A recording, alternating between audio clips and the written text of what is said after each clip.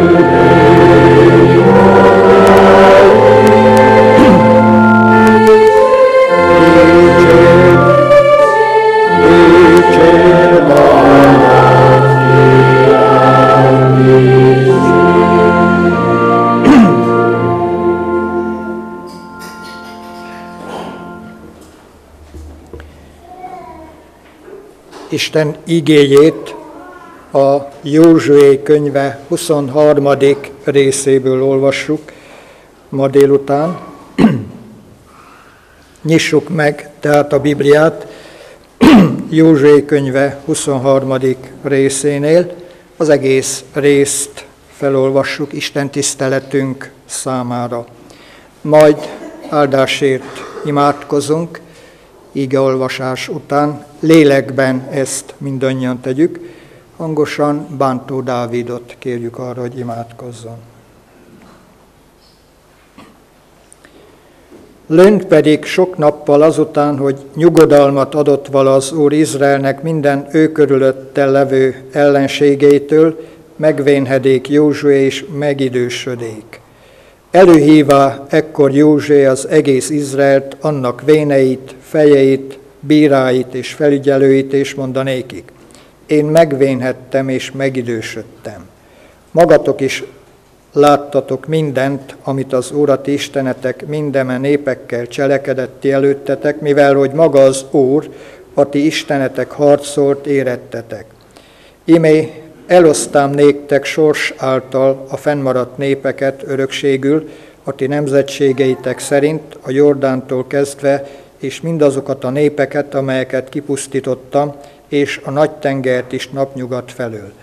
Az Úr pedig a ti istenetek kiűzi őket a ti orcátok elől, és kiűzi őket ti előletek, hogy örököseivé legyetek az ő földjüknek, amint megmondotta vala néktek az Úr a ti istenetek.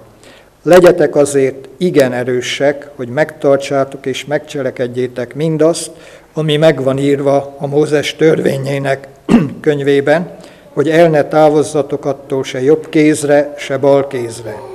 Hogy össze ne elegyedjetek ezekkel a népekkel, azokkal, amelyek fennmaradtak közöttetek, isteneiknek nevét ki se ejtsétek, azokra ne esküdjetek, se ne szolgáljatok nékik, se előttök meg ne hajoljatok, hanem ragaszkodjatok az Úrhoz, a ti istenetekhez, amiképpen a mai napig cselekedtetek. Ezért űzött ki az Úr előletek nagy és erős népeket, ami pedig titeket illet, senki meg nem állhatott ellenetekben minden napig. Egy férfiú közületek elűz 1000, mert az Úr, a ti istenetek az, aki harcol érettetek, amiképpen megmondotta vala néktek. Azért igen vigyázzatok magatokra, hogy szeressétek az Urat, a ti isteneteket. Mert ha elfordulván elfordultok tőle, és ragaszkodtok e népek maradékaihoz, amelyek itt maradtak ti köztetek, és sógorságot köttök ővelük, és összeelegyedtek velük, és ők veletek, bizonnyal megtudjátok majd, hogy az Úr, a ti istenetek, ki nem űzi többen népeket ti előletek, sőt inkább lészen ti néktek tőré és hurokká, oldalaitokban ostorrá, szemeitekben pedig tövisekké, míglen kivesztek erről a jó földről, amelyet az Úr a ti istenetek adott ti néktek. Én pedig imé megyek már a minden földinek útján. Tudjátok meg azért teljes szívetek és teljes lelketek szerint, hogy egy szó sem esett el mind a mai jó szóból, amelyeket az Úr a ti istenetek szólott vala felőletek. Minden betelt rajtatok, egy szó sem esett el azokból. De amiképpen betelt rajtatok mind az a jó szó, amelyeket az Úr a ti istenetek szólott vala felőletek, aképpen teljesíti majd rajtatok mind a gonosz szót is az Úr, míglen kipusztít titeket a jó földről, amelyet az Úr a ti istenetek adott ti néktek. Ha áttalhágjátok az Úrnak a ti isteneteknek szövetségét, amelyet parancsolt néktek, és elmentek, és szolgáltok idegen isteneknek, és meghajoltok azok előtt, akkor felgerjed ellenetek az Úrnak haragja, és hamar kivesztek egy jó földről, amelyet ő adott néktek. Felolvasott ígére kérjük imádságban Urunk áldását, így állva maradunk.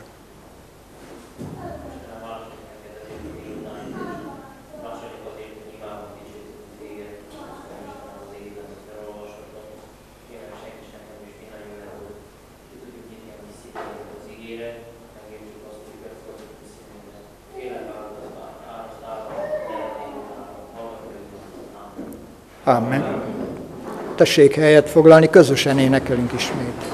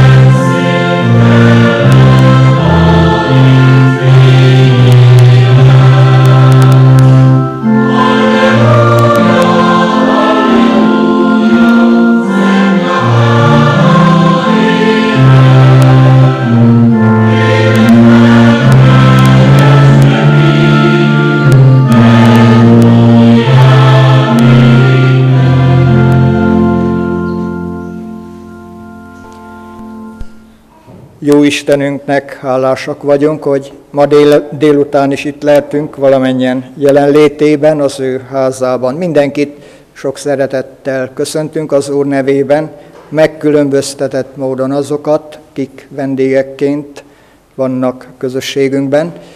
Kívánjuk, hogy az Úr jelenlétét tapasztalják meg, az Úr áldását, és adja mindenható Isten, hogy az ő kegyelme újból kiáradhasson mindannyiunk életére, és ez végezzen bennünk és nálunk lélek által történő megújító munkát.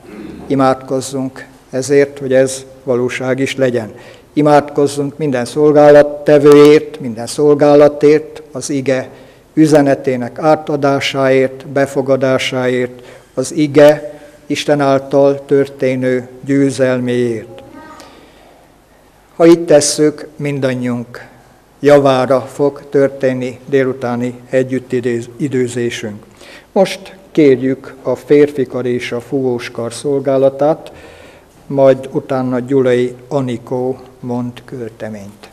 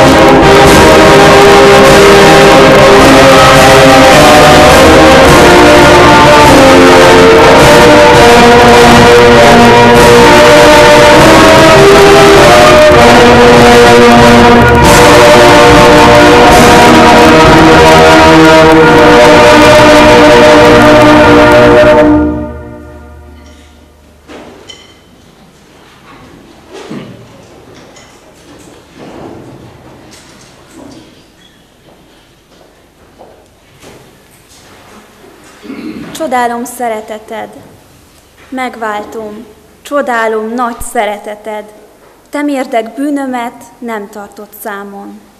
Mint Péternek, még tagadás előtt nem csak megbocsájtasz, megmosod lábam. A múlt bűneid mind elfelejted, azt is tudod, hogy holnap sokat vétkezem. Elémbe jössz, és segítesz vinni a magam ácsolta durva keresztem. Köszönöm, hogy áldott szereteted biztos alap e változó világban. Akkor is felemel és bátorít, ha már nem bízhatok saját magamban. Szereteted végtelen erővel láthatatlanul vonzza bűnös lelkemet. Akárhányszor csalódnék magamban, nem tőled el, hanem hozzád menekülök. Kegyelmed, s végtelen szereteted egyre jobban késztet és elkötelez, hogy többé ne éljek önmagamnak, amin van, mindent a te oltárodra tegyek. Míg ámulva csodálom kegyelmed, nincs más vágyam, csak az, hogy szeresselek. Amen. Az énekkar és a zenekar szolgálata után Kis Juhász Olivér mond költeményt.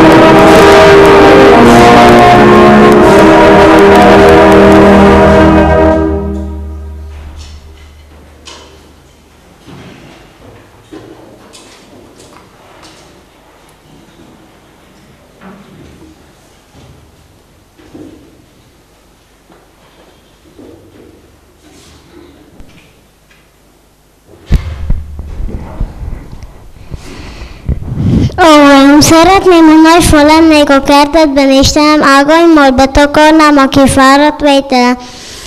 Világítani szeretnék a sötét ösvényeken,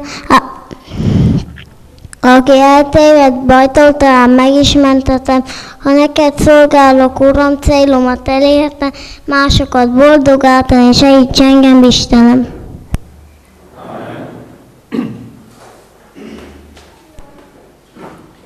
Kérjük a férfikar és a zenekar szolgálatát, azután Bántó Mózes mond költeményt.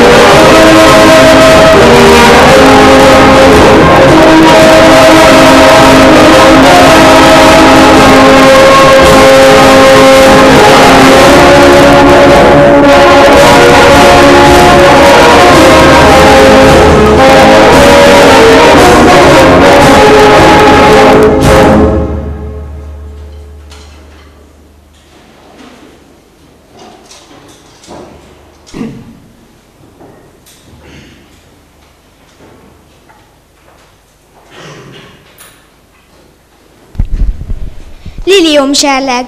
Liliomok nagy fehér parak, tisztasággal színültig tölve állnak, koronázási díszebédjén a nyárnak. Ha felköszönti a napsugarakat, a gazdag kert ékszeres díszben állva, kicsordul a földet tartó serlegekből a hála.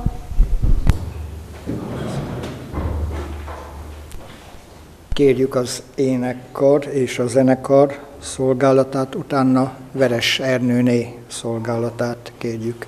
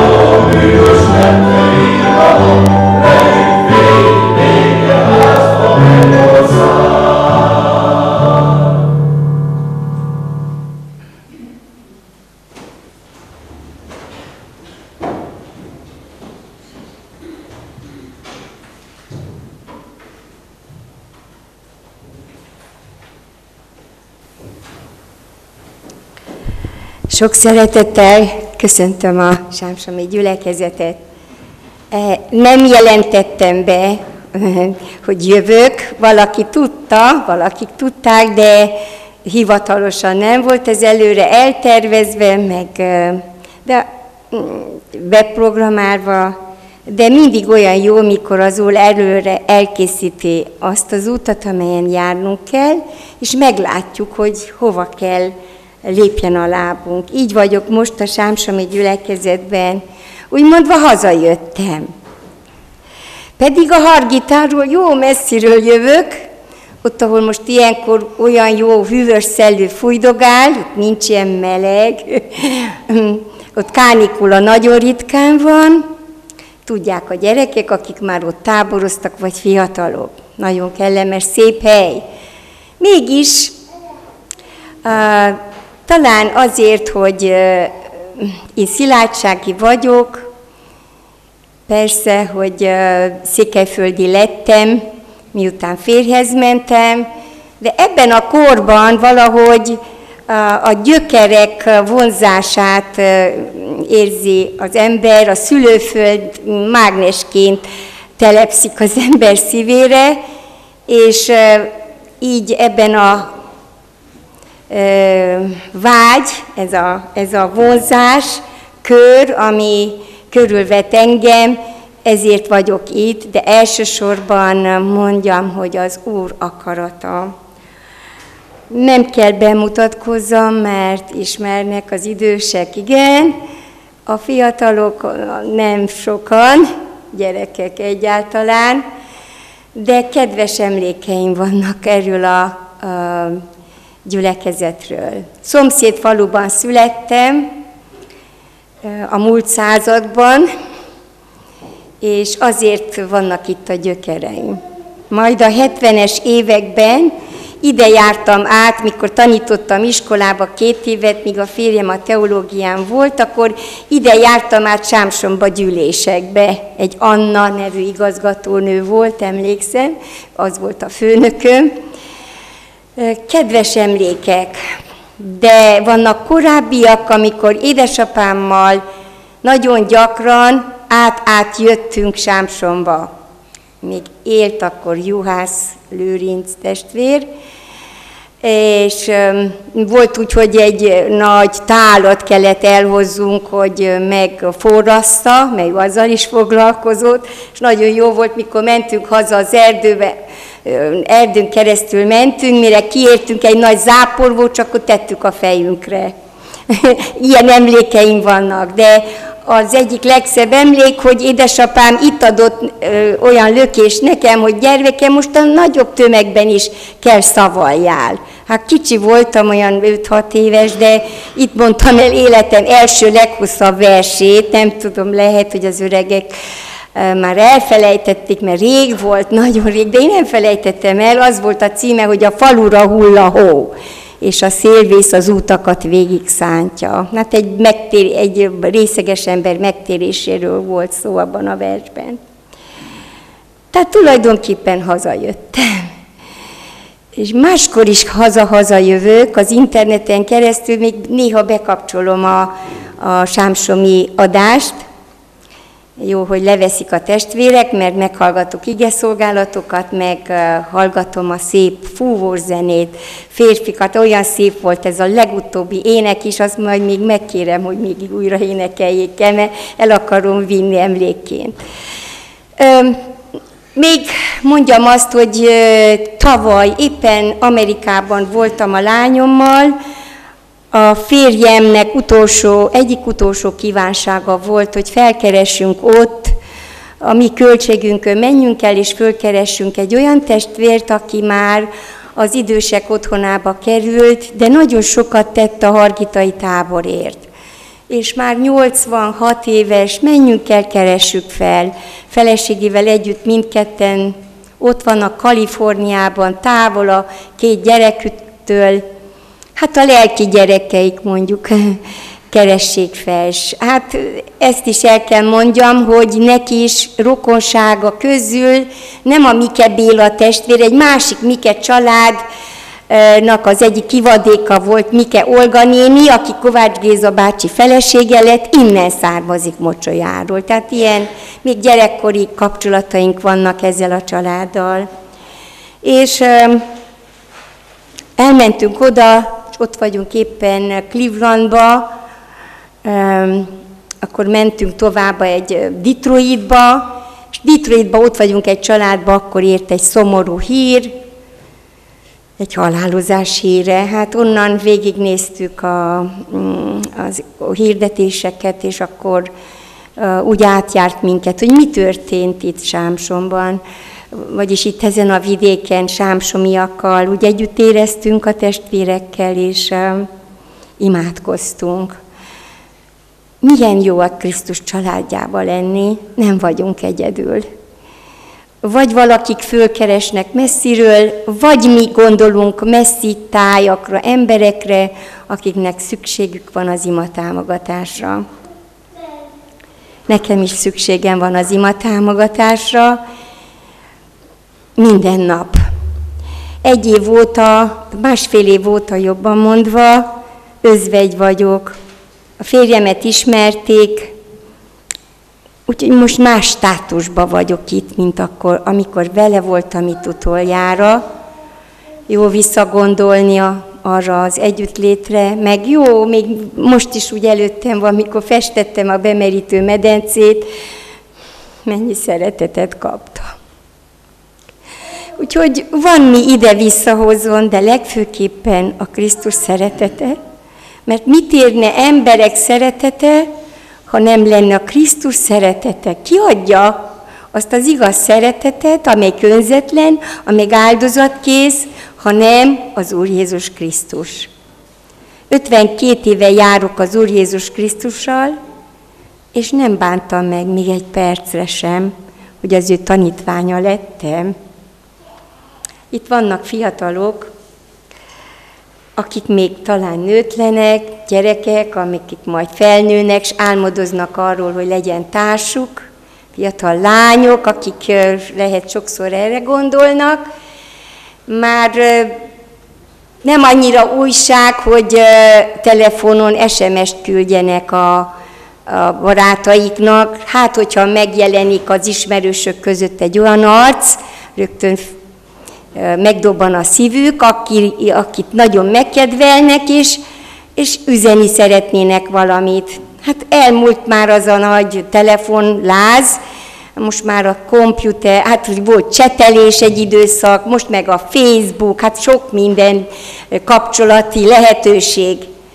Abban az időben, mikor férjem hallott először rólam, akkor nem volt ilyesmi, még telefon se a falujukba, de voltak imádkozó kezek, volt neki 2 keze, ami összekulcsolt imádságban, és addig felém se jött, míg egy évig nem imádkozott értem.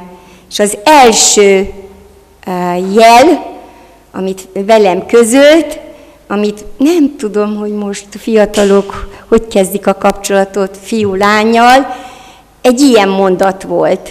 Mesd, aki elmerül, óvd, aki pusztul. Furcsa, ugye? Ez volt az első szerelmes levél. Ennyi. Édesapám levelének alján. Anuskának ezt üzenem, ezt az éneket. Jegyezze meg jól. Mesd, aki elmerül, óvd, aki pusztul. 5-ször találkoztunk. Előbb nem akartam egyáltalán igen mondani egy székely fiúnak, mert őtőlük nagyon féltem. A Glupénban elég sok verekedés volt a románok és a székelyek között, de miután kiderült, hogy mennyire az Úrat szereti, és mi az ő életének a mottója, menteni az elveszettet, igent mondtam, és nem bántam meg. Tavaly, január 6-án vége szakadt ennek a 45 éves házastársi kapcsolatnak, ő már előre ment. Barnabás fiunk 21 évesen előre ment. Már 2 a közeli családtagok közül ott várnak rám, de én pedig, hogy itt maradtam, nem tehetem le a lantot, hát míg vele mentem misszióba, vagy háttérként dolgoztam. Gondoltam, most már jött egy ilyen időszak, most leteszem mindent, pihenek, imádkozok, de az Úr nem hagyott nyugtamat. A szülőföld. Gondolkoztam is, hogy szülőföldem szép határa, meglátlak-e valahára. Petőfinek van egy ilyen verse, de nem csak így gondoltam. Azt mondta a férjem, mielőtt valami nagy dologba kezdesz, vagy nagy dolgot tennél, előbb imádkozzál egy évig. Kis lépések művészete, mindig kell imádkozni, de ha nagy, és mindez jött elém az én falumban, annyi öngyilkosság. Emberek egyik a másikat soha meg nem ölte az én falumban, Mocsolyán, de öngyilkos nagyon sok volt. És kezdett a szívem szorongani, mit lehet tenni értük? Akkor azt mondta az Úr, na 1 évig imádkozzál. És neki fogtam tavaly nyáron, miután hazajöttem Amerikából, nagyon komolyan venni ezt a dolgot, imádkozni a mocsolyai özvegyasszonyokért, mert én is ebbe vagyok, özvegyasszony, de boldog. És majd megkaptam a listát is, születési adatok szerint, és most júliusban járt le, július elején ez az 1 év, hát én most onnan jövök, a napokban egy özvegyasszony konferencia volt Mocsolyán, a kultúrotthonba, 2 napos. Az első nap zárt nap, csak velük, az 53 özvegyasszony volt meghívva, a második nap hozzátartozók és családtagok, és még a faluból bárki. Ahogy vége volt ennek a 2 napos alkalomnak, akkor Zilarra kellett mennem, mert az volt zilahiak találkozója volt, 3 napos, péntek, szombat, vasárnap, ma délelőtt még ott voltam Zilahon, hát ott is annyi öröm. El szeretném olvasni azt az igét, aminek a köszöntésével jövök. Ez volt a zilahi vagyis találkozónak a mottója, épülvén egymás hite által, és Júdás apostol levele 1 rész, 20 és 21. vers. Ti pedig, szeretteim, épülvén a ti szentséges hitetekben, imádkozván Szentlélek által, tartsátok meg magatokat Istenek szeretetében, várván a mi Urunk Jézusnak, Krisztusnak irgalmasságát az örök életre. Épülvén a ti szentséges hitetekben. Lejár az építkezés, mikor meghal a férj, például a lelki építkezés. Hát ma hallottunk ott Zilahon arról, hogy egy fundamentumot kellett vetni annak a nagy zilahi imaháznak. Egyik elmondta, tudja is, hogy hol van a helye, vagyis hol tették le azt a nagy-nagy követ, ami lett a szegletkő. Lejár-e az építkezés akkor, amikor elmegy egy házastárs, elveszítünk egy gyereket, vagy betegek leszünk, lelki értelemben lejár az építkezés? Ugye, hogy nem. Építkezni egész, meg futni a célba meddig kell? Egész a halálig. Hát én sokat tanultam Barnabás fiunktól, akinek a szívébe 9 éves korában költözött, még nem is volt 9 éves, amikor az Úr Jézus beköltözött az ő szívébe. Halála előtt kérdezte valaki tőlem, mikor tolókocsiból látta, hogy lehet ezzel a fiúval beszélni a halálról. Hát csodálom. Azt mondja, 14 éves, benne vannak a serdülőkori kívánság, minden, és ő mondja, hogy nem sokára ő elmegy haza az Úrhoz. Láttad-e valamikor, hogy sír, vagy ilyesmi? Hát én nem láttam, ezért. Hát már 14 éves korban a Bihari Naplóban ezt mondta az újságíróknak, hogy nekem annyi a halál, hogy majd becsukom a szemem, és mikor felnyitom, ott leszek a mennybe, ahol minden jó lesz. 14 évesen. Hát most már 18-19 éves, akkor kérdezte ez a testvérnő, Magyarországról jött. Mondom, most se látom, nem sír ő. De azt mondja, olyankor, mikor nem vagy ott, vagy elalszol, ő ott marad még a komputer mellett, hallgatja a prédikációt, zenéket, olyankor se. Nem látod, hogy potyognak a könnyei, hogy ő meg kell halljon? Nincs halálfélelme? Na, mondom, hát meg fogom kérdezni, ezt nem is kérdeztem tőle, mert nem vettem észre ilyesmit. És elment a testvérnő, és mondom, Barnabás, mikor én elalszok jó mélyen, és te ott maradsz a számítógép előtt, írod a leveleket, és gondolkozol azon, hogy ha meghalsz, és elfog egy ilyen sírás, vagy ilyesmi, én nem láttam, hogy potyogna olyannak a könnyei, de szoktál-e? Azt mondja, hogy hát akkor sem, mikor anyukám letesz az ágyba, sokáig nem tudok elaludni, akkor sem. De milyen kérdés az édesanyám? Hát én a versenypályán vagyok. Hát én láttam a futó versenyzőket, akik mennek, szaladnak a célba.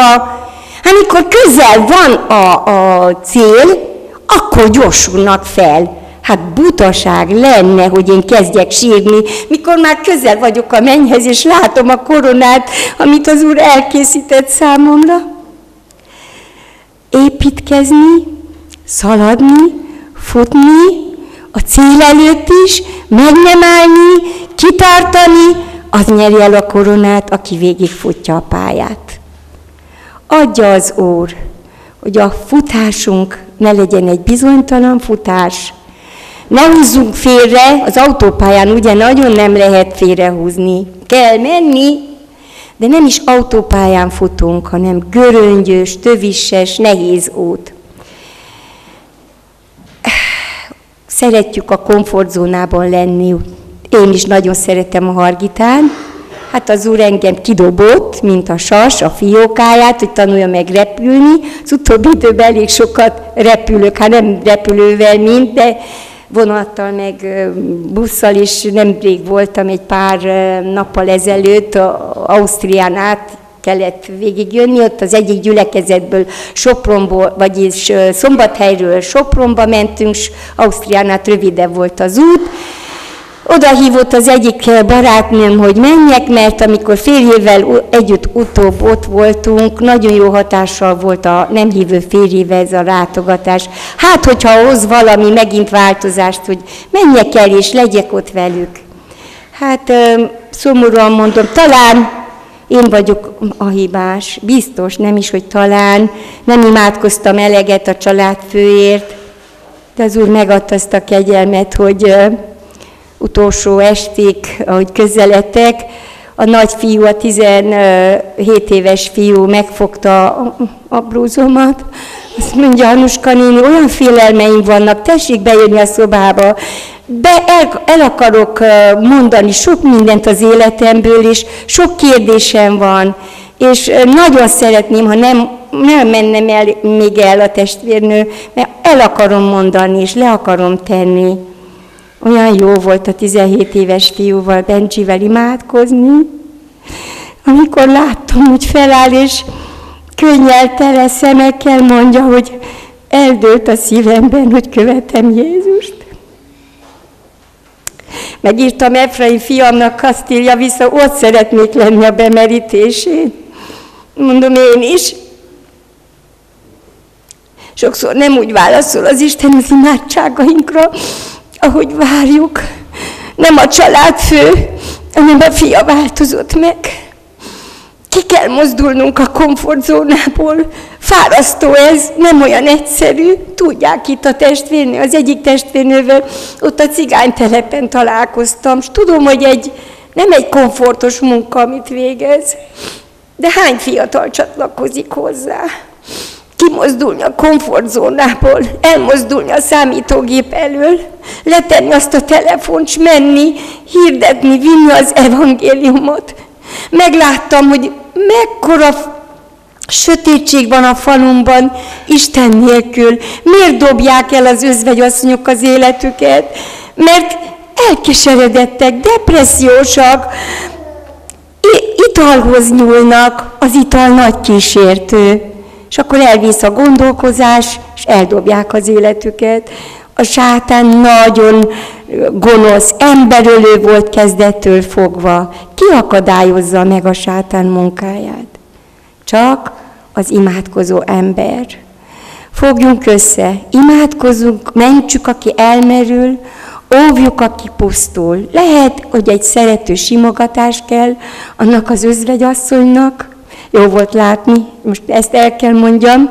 Az egyik özvegyasszony, amikor megjelent első reggel, ott a kultúrotthonban 11 órakor, 2 bottal jött. Hát hosszú, fárasztó volt, mert 1:30 lett vége, és mikor megy el, köszönök el tőle, hát mondom, örülök, hogy itt tetszett lenni. Délután is jövök, ha térden kell csúszak, akkor is eljövök. Jaj, gondolom. Hány gyülekezeti tag mondja el csütörtök este, vagy péntek este, vagy hétköznap este, térden csúszva is elmegyek. Ő a 2 botjával eljött, 94 éves néni is, másnap is eljött, mind a 4 alkalommal. Ha az Isten kelti fel a vágyat a szívbe, jönnek. Kik azok itt a gyülekezetben, akik özvegyasszonyok? Szeretném, ha felemelnék a kezüket. Örvendek, hogy láthatok, itt is vannak. Ugye, hogy nem a maguk bajaival vannak elfoglalva. Milyen jó látni özvegy nagymamát, aki olyan szeretettel néz az unokájára, biztos gondolza is, vigyáz rája, ne legyünk tétlenek, akár unoka, akár a szomszédasszony, és ezt tapasztaltam Mocsolyán, egyik özvegyasszony átment a még idősebb, 89 éves özvegyasszonyhoz, és vigasztalta, bátorította. Az Úr adjon kegyelmet, hogy mozduljunk ki a komfortzónából, és álljunk be abba a munkába, amelynek a forgatókönyvét, a történetét maga az Isten Úrja írta. Méltó Isten a hódolatra, méltó a hálára. Én olyan boldog vagyok, hogy vele járhatok. Bárhova megyek, mindenütt tapasztalom. Özvegyasszonyok, árvák, özvegyasszonyok Istene az Úr. Megy előttem 2 lépéssel, és akkor illeszkedek az ő lépései után, és mindenütt az öröm, a boldogság, vagy amikor a fájdalom, vele együtt tudok sírni, és bánkódni az elveszettekért. Az Úr adja ezt a terhet a szívünkre, hagyja itt, és legyünk azok az emberek, akik építkezünk, mozgunk, visszük az evangéliumot azok felé, akik elkeseredettek, nem akarnak élni. Hogy szaporodjon az üdvözlendők száma ebben a faluban, ezen a településen és mindenütt a világon. Amen. Köszönjük szépen a szolgálatot, közösen fogunk énekelni fennállva egy éneket.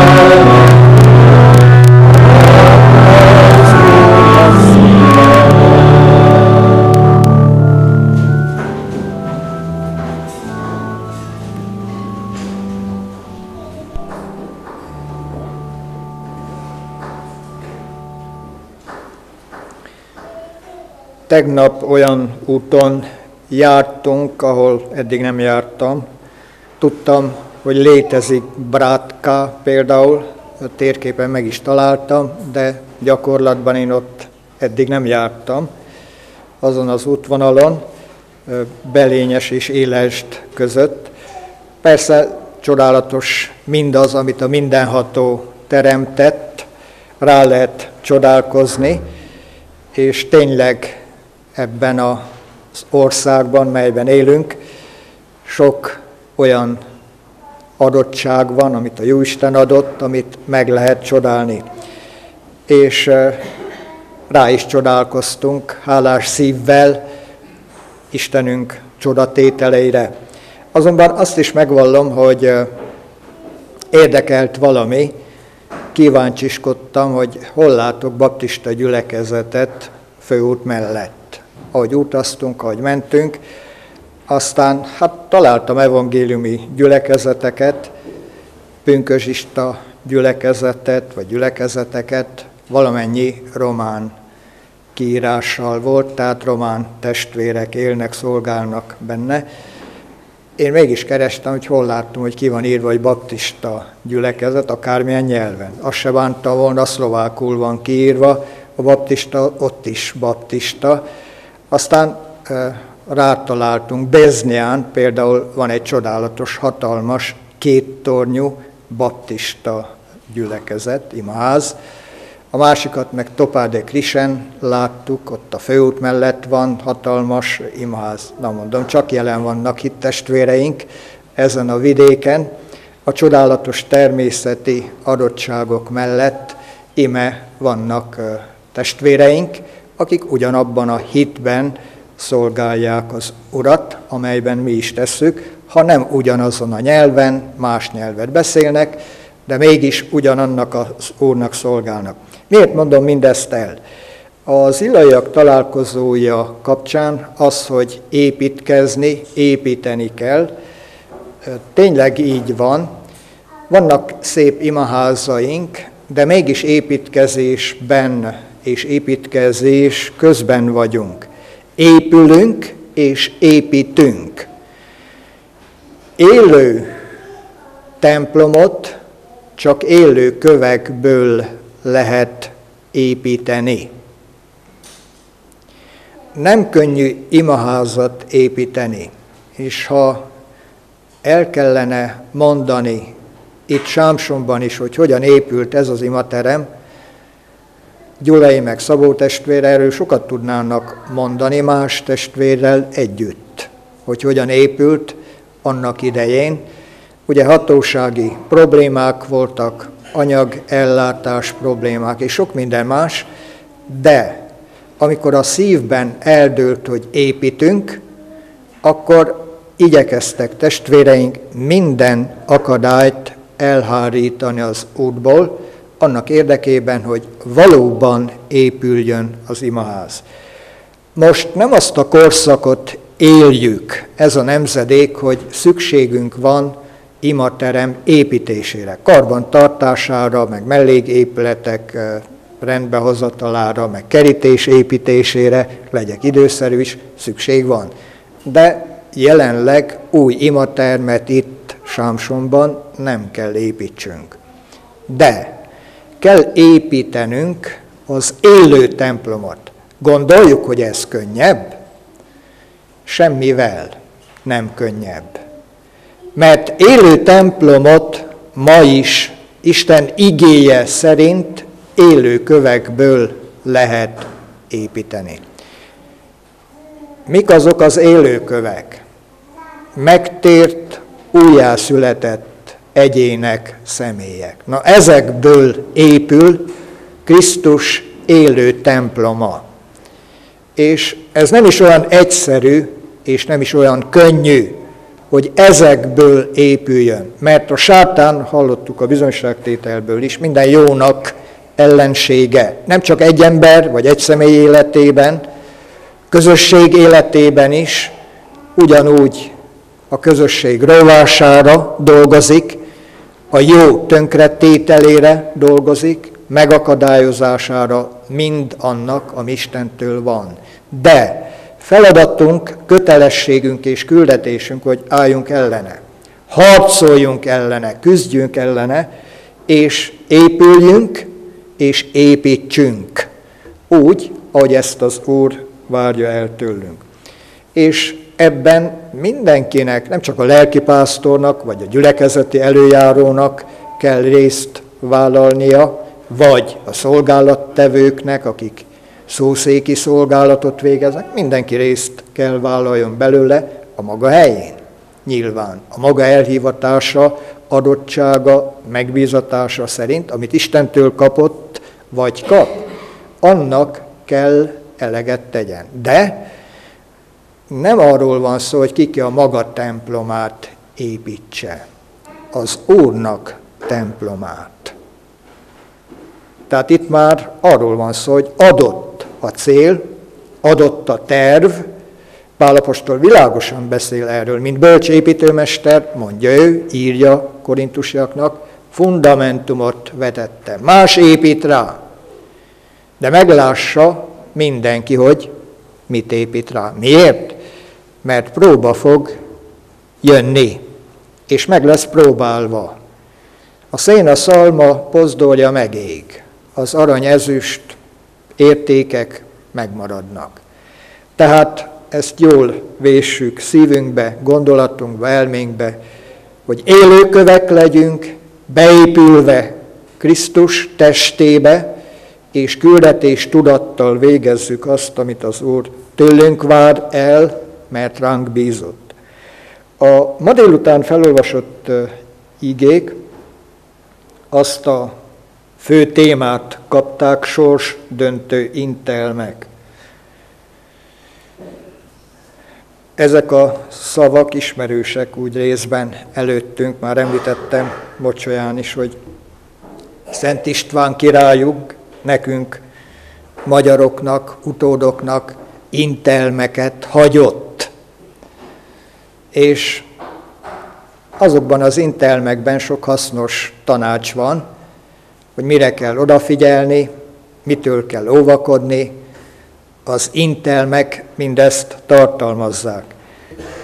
Nyilván történelmileg, történetileg ezek fontosak, de sokkal fontosabbak azok az intelmek, amelyeket Józsué mond Isten választott népének, Izraelnek, mert amit Szent István királyunk intelmekként hagyott hátra, az nekünk szól, magyar ajkúaknak.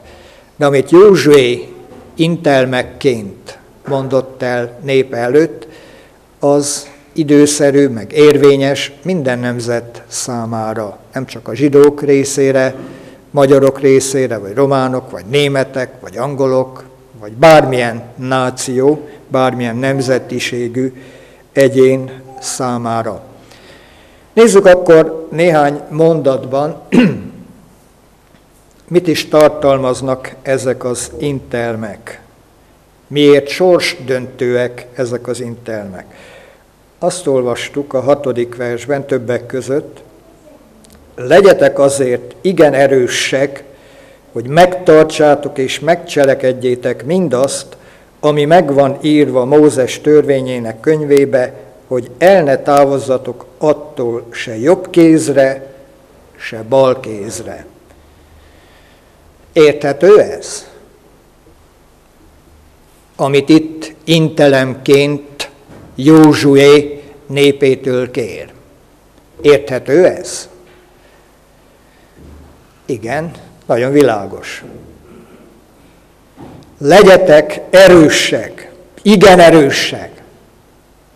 Nem azt írta, és nem azt mondja, nem azt írja igénk, és nem azt mondja Józsué, hogy hát fontoljátok meg, hogy jó lenne, amit Mózes mondott, megírt, amit az Úrtól kapott és átadott nektek, hát arra azért jó lesz, ha odafigyeltek.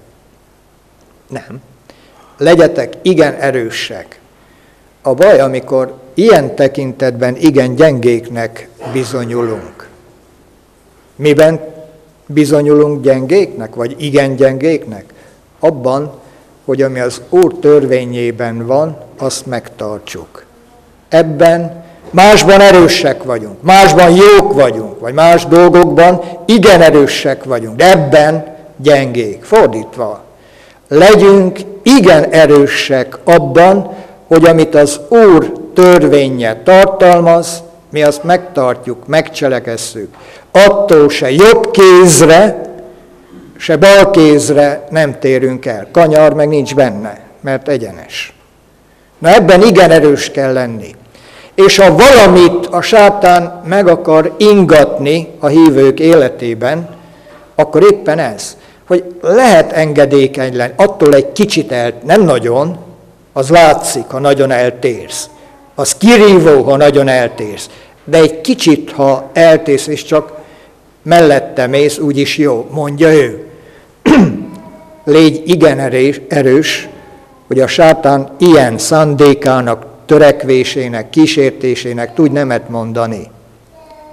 Mert mindig ott a baj, hogy hasonlít a jóhoz.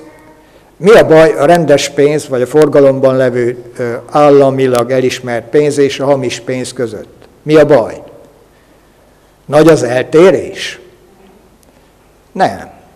Hát igyekeznek a legmegtévesztőbb módon, hogy senki ne vegye, aki forgalmazza, használja, ne vegye észre, hogy nem az igazi, nem a valódi pénz van a kezében, hanem hamis.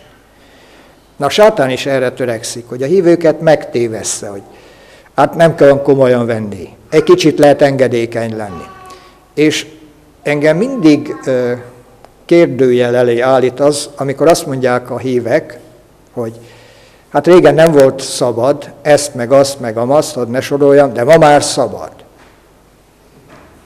Kérdem, megváltozott a Biblia? Ja, ők azt mondják, nem változott a Biblia. Az Úr maga változott meg? Nem, ő nem változott. Akkor mi változott? Mert amit Isten ezelőtt 30 évvel bűnnek tartott, az ma szabad? Ma megengedett? És nem bűn? Hát dehogy. Vagy ami a Biblia szerint 35 évvel ezelőtt bűn volt, ma nem az? Dehogy nem. Akkor hol a hiba? Ki engedte meg? Azt halljuk a világiaktól, hogy neked nem szabad részegeskedned. Neki szabad? Jó van, kérdezhetek rá, és neked ki engedte meg? Neki se szabad, ha azt vesszük, hogy szabadság kérdése. De nincs egymáshoz közünk. Tehát az egy más terület. Viszont magunk között, gyülekezeteinkben, honnan ez a szabad elvűség? Honnan ez a szabadékonyság, liberalizmus? Ki engedte meg? Ha Isten valamire azt mondta ezelőtt 50 évvel, vagy 150 évvel, hogy nem, az ma is érvényben van. Nincs jogában embernek, még a pápának sem, azt feloldani, amit Isten tiltott és tilt. Senkinek nincs jogában. Ő maga jogosult arra, tehát a törvények úgy működnek, hogy amelyik fórum kiadott egy törvényt, annak a fórumnak áll jogában az, hogy azt megváltoztassa. Tehát más fórumnak alacsonyabb szinten nincs jogában megváltoztatni azt, amit egy magasabb szintű fórum adott. Értjük?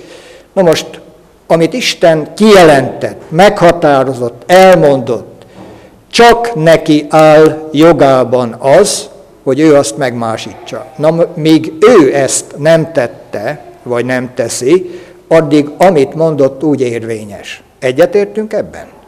Hogy ez biblikus? Akár egyetértünk, akár nem, így van. És ezt nem Gergely testvér találta ki, vagy nem a sámsai gyülekezet határozza így meg, hanem Isten maga, és az ő igéje.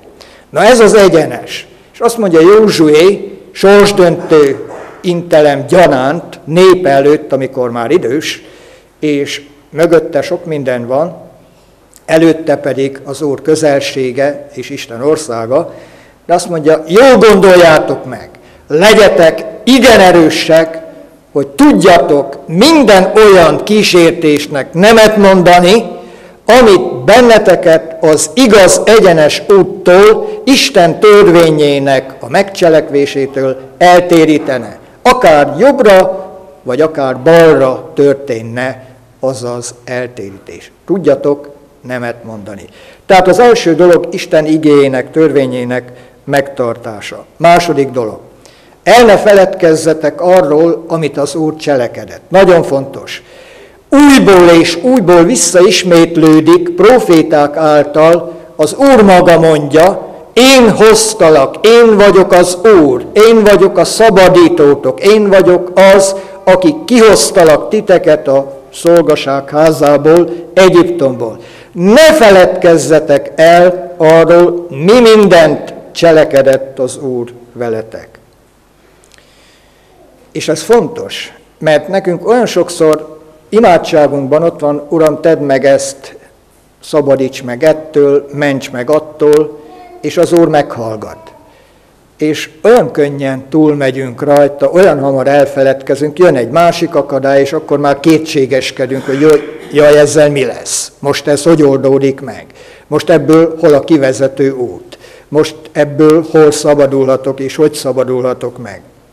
Az Úr azt mondja, emlékezzetek, mi mindent cselekedtem, érettetek, mert én cselekvő Isten vagyok. És amikor emlékezünk az Úr sok-sok jó téteményére, szabadítására, megbocsátására, kegyelmére, áldásaira, akkor másképpen látjuk a dolgokat, még ha adott helyzetben nehézségek között küzdünk. Ez a második dolog, ami intelem és figyelmeztetés Izrael számára. Látom én is az órát, és igyekszem Jónásként prédikálni, ahogy délelőtt tanultuk a jónási prédikációt, még egy-két dolgot úgy gondolom, hogy elbírunk. Az pedig az, hogy a harmadik figyelmeztetés az, hogy ne elegyedjenek Izrael fiai össze azokkal a népekkel, amelyek közé kerültek. Pogány népek közé kerültek, bálványimádó népek közé kerültek, és a kísértés, hogy ők is azokká legyenek, nagyon is megvolt. És az Úr azt mondja, össze ne keveredjetek, sógorságot ne kössetek velük. Ez nagyon fontos, mert a sátán nagyon keverni a dolgokat, a hívőket a nem hívőkkel, a nem hívőket a hívőkkel, és próbálja a dolgok élét elvenni, hogy ne legyen külön az Isten népe, jó helyt vagytok, ti is jó helyt vagyunk, mi is mentek a mennyországba, ti is hitetlenül, megtéretlenül, újjászületés nélkül, de jó vallásotok van, nekünk jó szertartásunk van, megyünk a mennyországba mind. Milyen jó ez? Milyen jó ez a hír, amikor hallják az emberek, hogy nem kell megtérni, jó mindenki, jó helyt van mindenki, megyünk a mennyországba.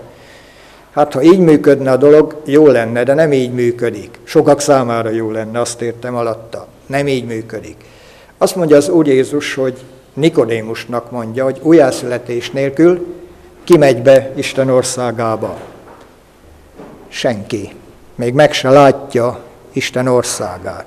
Tehát nem lehet olcsóbbá tenni az üdvözülés útját annál, amilyenné azt Isten maga tette.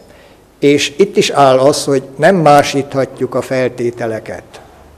Ő kérte és kéri a megtérést és az újjászületést attól, aki üdvözülni szeretne. Enélkül nem lehet.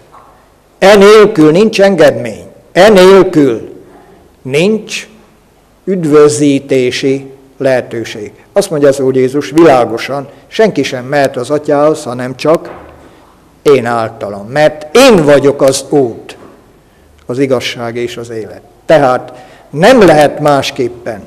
És itt azt mondja Józsué népnek, hogy vigyázzatok, itt egy másik intelem vagy, ne keveredjetek össze. És ez a prédikáció Péter ajkán is elhangzik első pünköstkor, hogy szakasszátok el magatokat e gonosz nemzetségtől. Kiválni. Mi köze Krisztusnak Béliálhoz? Vagy mi köze a hívőnek a hitetlenhez, ha arról van szó, hogy közösség, ha arról van szó, hogy lelkélet, Ha arról van szó, hogy Krisztus teste, akkor mi köze egyiknek a másikhoz? Hát mondhatnék példát, annyi köze van, mint amennyi köze van a sötétségnek a világossághoz. Mennyi köze van? Vagy amennyi köze van a tűznek a vízhez. Mennyi köze van? Vagy próbáljuk összekeverni a dolgot. Működik? A tüzet a vízzel. Valaki azt mondta egyszer, hogy a hal és a galamb egyességre léptek, hogy közösen fognak megvalósítani dolgokat. És egymás szabad akaratát tiszteletben tartják. És a kérdés az volt, hogy hol kezdjék. A hal azt mondta, hogy kezdjük a vízbe. A galamb azt mondta, hogy kezdjük a levegőbe.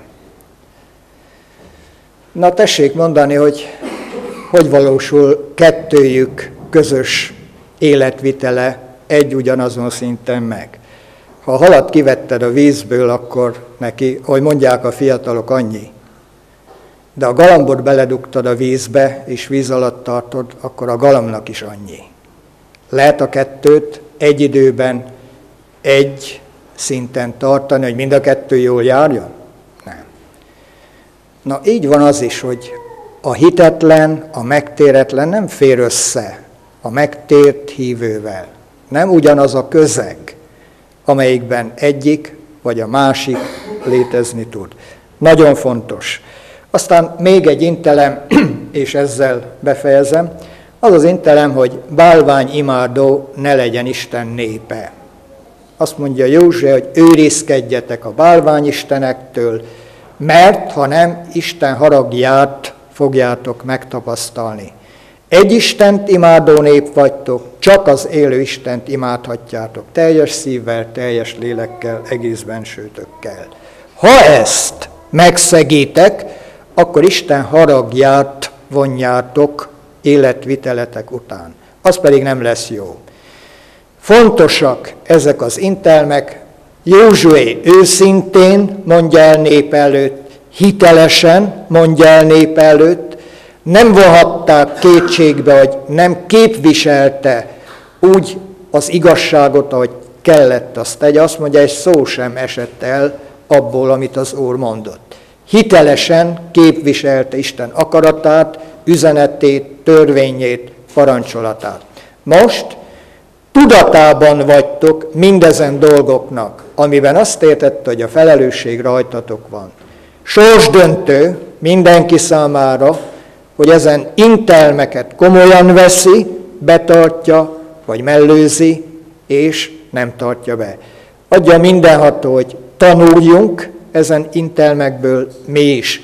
És valóban, amit Isten elvár tőlünk, mint népétől, mint megváltottaitól, azt valóban tegyük. És úgy tegyük, ahogy a törvény tanítja. Ne térjünk el attól se jobb kézre, se bal kézre. Ne elegyedjünk a világiakkal, bűnben, rosszban, amit az Úr gyűlöl és amiért haragszik. Ne vonjuk ki életvitelünkre az ő haragját, de legyünk erősek abban, hogy megtartsuk az Úr rendeletét, hogy az Úr áldása megnyilvánulhasson életünkön. Adja az Úr ezt kegyelméből mindannyiunk számára. Amen. Imádkozni fogunk, letérdelve tesszük ezt, lélekben mindannyian tegyük. Egy férfi testvért kérünk arra, hogy hangosan imádkozzunk.